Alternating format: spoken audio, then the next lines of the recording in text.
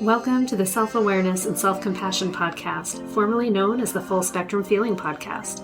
I'm your host, Blaise Schwaller, life coach, mom, and former tattoo artist. I help people heal their past, speak their truth, and love the lives that they're living now. Join me here every week for conversations on how to live an imperfect but fully engaged life that embraces all the feels so that you can stretch into your best life while enjoying the you that's here right now.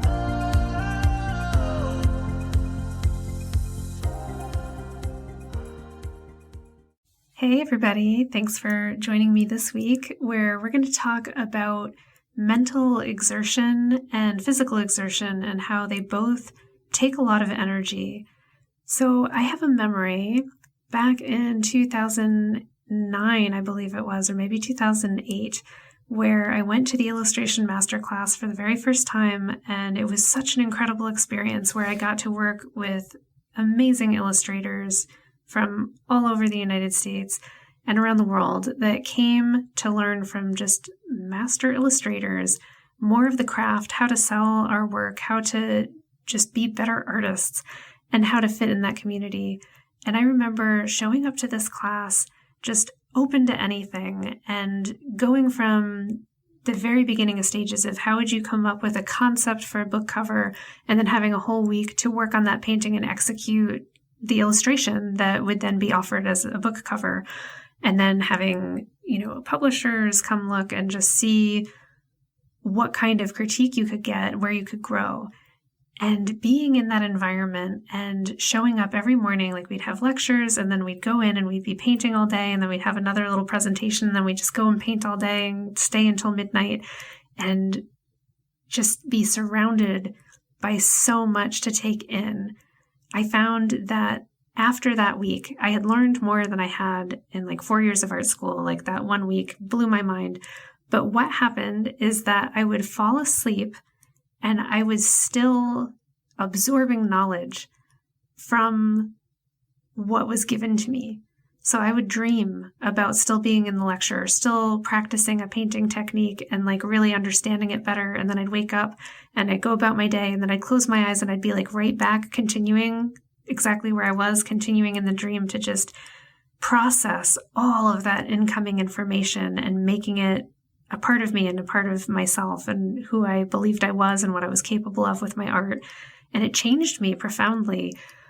But also, it took so much energy and so many calories. I'm not joking. I was shocked that I could go and be so absorbed in learning, right? Which is like this mental activity where I would go in and I'm doing physical stuff. Like I'm mixing paints and actually physically executing art on canvas or paper or whatever I was doing. But I thought of it as mostly a mental endeavor. It wasn't hugely physically exerting. And then hours would go by and you'd be so absorbed you kind of forgot to eat or drink or do anything. You were just swimming in art. And then it would be like, oh, hey, the mess hall's open. Let's go get some food. And we'd go to the cafeteria and I would eat like double meals. I'd be like lunch, and I'd eat so much, like giant plates of food and then be like, I need seconds. And I would eat it like a bottomless pit. And then go back and do more art. And then, another 5 hours would pass and I'd be like, oh my God, I'm starving.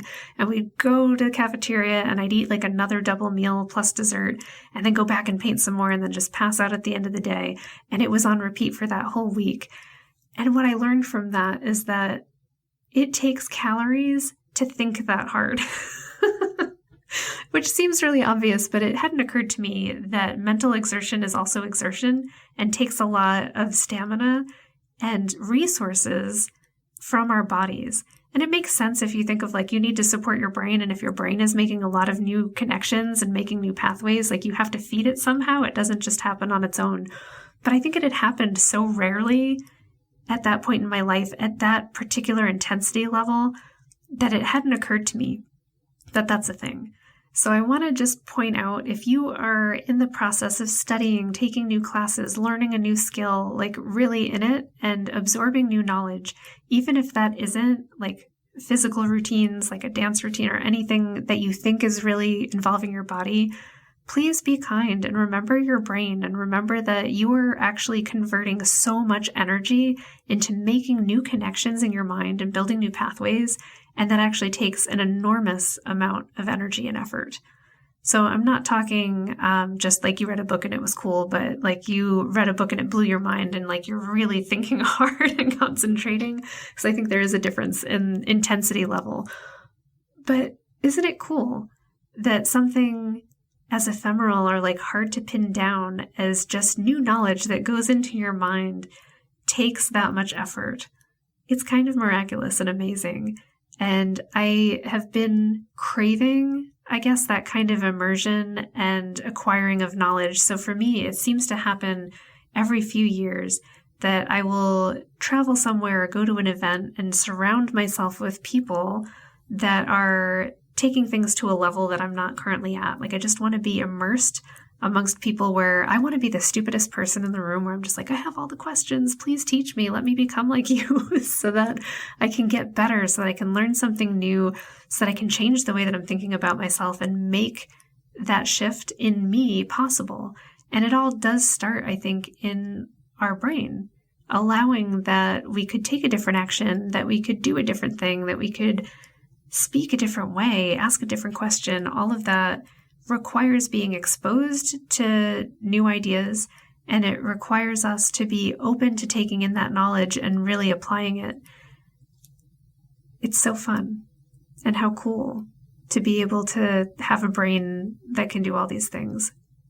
So I very much appreciate when I'm able to find mentors or people who are achieving something that I'm dabbling with and playing with in my mind. So, for instance, with my fitness journey, I'm wanting to study people who have achieved like a long, healthy life, that are very physically fit, that understand the health of their bodies, and maybe they're my age, but they seem like they're way more capable of doing cool things with their bodies than I am. So I'm like, yeah, I want to hang out with those people because I want to have that body, because I want to feel that way about myself. And it's really hard to do if you're like the only person in the room standing up doing all of those things. And it's important, I think, to find that community and to build it if you don't already have it, or find it online. Like, we live in a miraculous time where you can find all of this online. And I have done that. I actually have been a member with Mind Valley for a long time, and they have a lot of amazing fitness programs and mindset programs around fitness. Take advantage of it. If it's in your budget, I highly recommend. It's been huge for me to just practice some different ideas and be feeling like every day I'm stepping into a class where I'm hearing from people who have done the thing that I want to do, who believe that it's possible, that know that it's possible, that have the feedback, and who can actually answer my questions when I run into a difficulty, so that I can get those questions asked. And also, I'm surrounded by other people who want to achieve the thing that I'm achieving. So we're at the same pace, right? Like, we're at the same area of development, but we're all aiming for a common goal. And there's something really cool synergistically that happens when there's a group of people that are all focused on the same thing. It's like all of you move there faster. It builds its own momentum. It like creates its own roll downhill. It's amazing. That's something that definitely happened at the illustration masterclass, is that having so many people that were so fired up about the same passion, the same desire for knowledge, it just intensified everybody's desire more. It honed our skill faster. We were able to answer questions quicker. You just watched everybody level up exponentially just in the course of a week, and then watching their careers year by year improve, in part because now we have those connections to each other, right? Like, you build this network where you're a part of it now, and you have that sense of belonging there. And I guess that's what I want to say as well, is like, when you build that community, when you find your peers and you find your mentors, it's like you're weaving a rug, and you're like one of the threads. So you become part of it and you really belong there. Whereas if you're just a single thread out by your own and you're trying to accomplish something, it's really hard to hold a structure or maintain a change because you're not interwoven with other people doing the same thing. So there's something energetically strong about finding your people and finding like the support group that sees you as someone building that skill or having that skill. So I've done the same thing with coaching. Before I even became a coach, I was meeting people and telling them that this was the journey I was on. But the people that I met at the beginning of that journey always saw me as being that. Whereas the people that had met me before that saw me as a tattoo artist or an artist. And it's not that that's not part of my identity as well, but I wanted to pick up an additional identity. And there's something important about speaking your truth and talking about yourself in the present tense as someone who is doing the thing that you want to do or be, and having that reflected back to you by a community of people that are not yourself, that see you and see your ambition and can help you get there and want to see you get there. And when they introduce you to their friends, they say, oh, you're the person that does blah, blah, blah, whatever it is that you're working towards. Super, super powerful.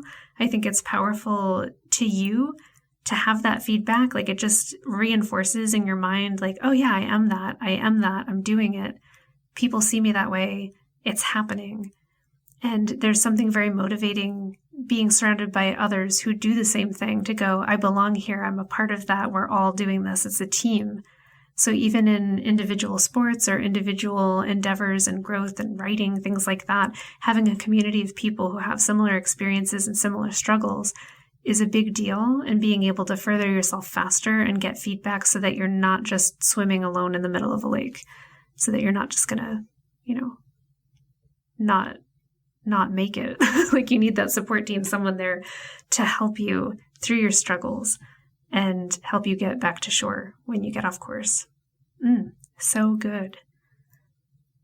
So on that note, I've been considering, like, what are the energy building things that I can do that help me to reinforce the changes that I'm making. And some of it is good nutrition. Some of it is important feedback from my community and my friends. Some of it is just my own self-reflection. So if I go out and make a massive effort, to take the time to sit and reflect on that at the end of the day or after an activity, to go like, wow, like, you really just did that. What was it like? Who are you now? Because you're a person who just did it. You're not someone wanting to do it. You're someone who is doing it or just did it. So that's been important for me in difficult phases of picking up new exercises, particularly like if my body is sore or I just kind of don't want to. I'm recognizing that not wanting to is in part because often I'm just by myself. So bringing on a team of people who are also doing it makes me want to live up to that standard. Telling someone that I'm doing it makes me want to show up and do it so I wasn't a liar. Like, there's lots of ways for me to build in like backup support to get things done that I know work for me. And I'm sure you have the same kind of thing where, if you told someone that you're going to do something, you're going to do it. Or if you have a team of people doing it, it's somehow a lot easier to show up. So I have a dear friend that wants to have a month where we're kind of pushing each other, like a 60-day challenge to get, our health where we want it to be.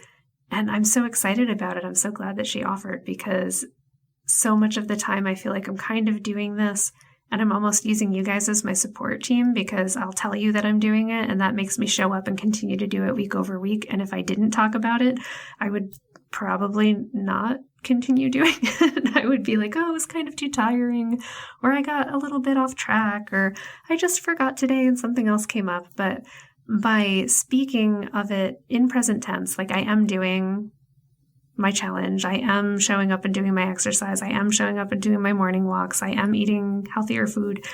By saying that, I am doing it. And that feels nice. And I think there's something powerful for you in there as well about speaking your truth and showing up for it, even when it's not quite true yet. It is true as you're making it true. So you can say, I am eating healthy. And if it's true today, it's true today. You did it and you're reinforcing it. And then you can do it again tomorrow and it becomes easier. And you'll be like, well, I did eat healthy yesterday, so I can eat healthy today. So I can continue to do that. Really cool stuff. Same thing when you're building a skill. Like, I painted yesterday and I'm painting today.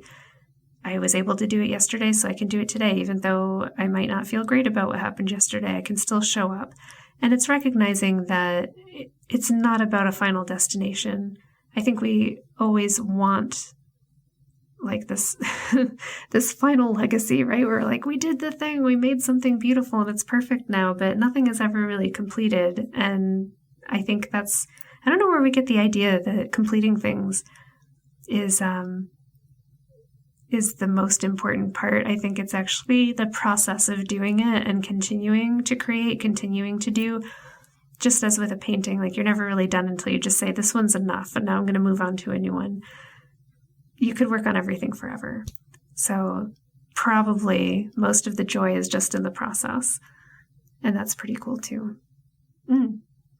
So to recap, thinking takes a ton of energy. Rewiring your brain takes a lot of energy, like actual calories that have to go into reshaping the way that you work.